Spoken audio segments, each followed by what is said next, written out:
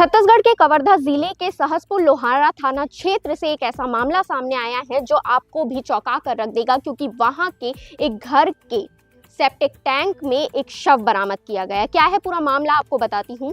दरअसल 6 महीने पहले 25 जुलाई को कामिनी निषाद ने भोजराज पटेल के साथ लव मैरिज किया, लेकिन शादी के 2 महीने बाद ही वो अचानक गायब हो गई। उसके बाद नवंबर में 7 नवंबर के दिन भोजराज पटेल ने उसकी गुमशुदगी की रिपोर्ट लिखाई, जिसके बाद पुलिस ने उसे ढूंढना शुरू किया और फिर कल गुरुवार को एक घर से इतनी बदबू आने लगी कि ग्रामीणों ने पुलिस को सूचना दी। उसके बाद जब पुलिस ने कार्रवाई की तो उन्हें मिला एक शव, वो भी सेप्टिक टैंक में, जो कि डिस्पोज हो चुका था और काफी ज्यादा बदबू उससे आ रही थी।